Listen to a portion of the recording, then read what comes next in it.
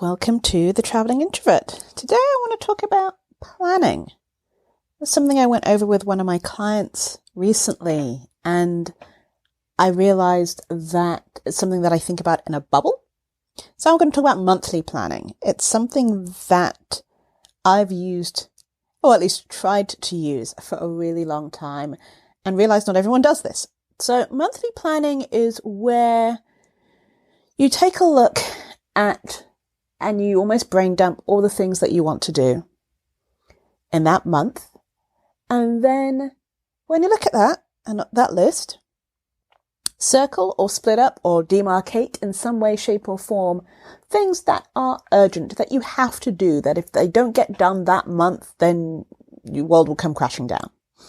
And then take a look at other items that would be nice to have. That'd be really good if you got done. But, you know, it's not life-changing. And then group the rest in nice to have. And then take that list, and, this list could be long. Take, 10, 15 minutes, 20 minutes, an hour to brain dump all of the things that you think you need to do, including like pay bills and those sort of a thing. Get it all down. And you know what?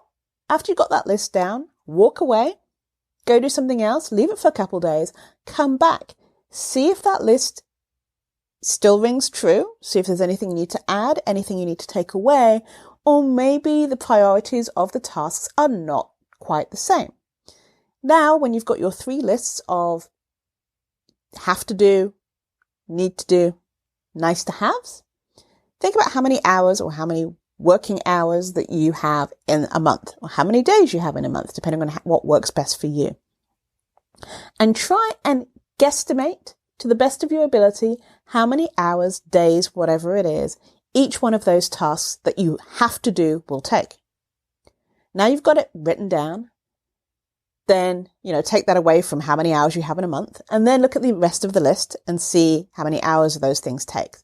Then, now you've got your 3 lists of have to do and how much time you think it's all going to take. Add 20%.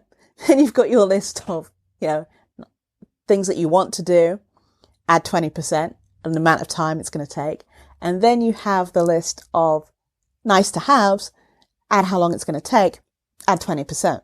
So now you've got this list that's been quantified of how many hours you think it's going to take out of the total hours you have for a month. Look at the numbers. Look real close to the numbers. Do they match up? Is there a buffer space there? Is there enough time to get everything else done, like sleeping?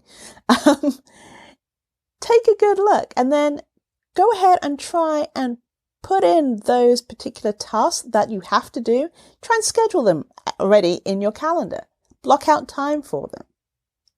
And it could be work-related stuff, personal stuff, a mixture of both. But see if you can block them into your calendar with stuff that's already in there. If you start to have problems, like maybe reduce the time, reduce the level of what you have to do. Maybe you think you have to do something to a certain standard and maybe you can drop that a little.